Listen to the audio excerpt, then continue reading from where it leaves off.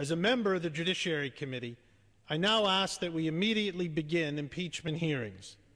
The issue at hand are far too serious to ignore.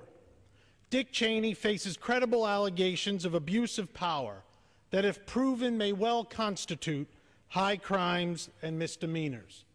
Did the Vice President manipulate intelligence to push this nation into war based on false pretense?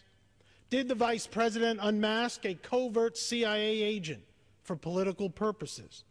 Did the Vice President order the illegal surveillance of Americans and the illegal use of torture? These questions must be answered. Just recently, former White House Press Secretary Scott McClellan revealed that the Vice President and his staff purposefully gave him false information to report to the American people, a clear obstruction of justice. This administration has undermined the checks and balances of our government by brazenly ignoring congressional subpoenas and recklessly claiming executive privilege. Impeachment hearings are the only way to force the Bush administration to answer questions and tell the truth. Congress must take the first step by enforcing the subpoenas against Harriet Miers and the President's Chief of Staff and hold them in contempt of Congress. In this time, at this moment, Congress must stand for the truth. If we fail to act, history may well judge us complicit in the alleged crimes of Vice President Cheney. Madam Speaker, a growing chorus of Americans are calling for accountability. The response from Congress thus far has been silence and denial. Not long ago, toward the Vice President. Not long ago, I launched a website in support of my call for hearings. The people responded en masse. After only 4 weeks, over 189,000 Americans have registered their support for hearings. Names I now hold in my hand.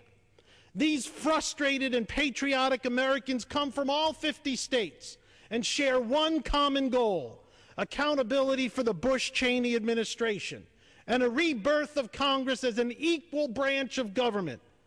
So many have been working on this cause before me. Groups like Democrats.com, AfterDowningstreet.org, Code Pink, ImpeachBush.org, Impeach for Peace, and others. All told, there have been well over 1 million signatures urging us to take action. Tomorrow, I will deliver these names to my colleagues on the Judiciary Committee with a letter to my friend Chairman Conyers calling for hearings. I will ask my colleagues to sign this letter. In addition, tomorrow, and continuing every day for months, I will publish in the Congressional Record several thousand names of supporters who signed up. History demands that we take action because the case against Vice President Cheney is far stronger than the illegalities surrounding Watergate. When compared to the partisan and petty allegations made against President Clinton by Ken Starr and the GOP Congress, the true gravity of the case against the Vice President appears in its devastating clarity. In fact, in the history of our nation, we have never encountered a moment where the actions of a president or a vice president have more strongly demanded the use of the power of impeachment. I have heard the arguments that it's too late, that we have run out of time, and that we don't have the votes. While today there may not be enough votes to impeach, it's premature to think that such support would not exist after hearings. Let us remember that it wasn't until after hearings began that the Watergate tapes emerged. Who knows what facts will come forth when the full truth is told in this case? Arguing that it is too late signals to future administrations Your time has expired. that in the waning months in office, they're immune from constitutional accountability.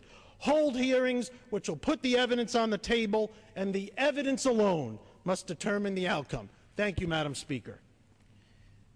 Mr. Jones of North Carolina.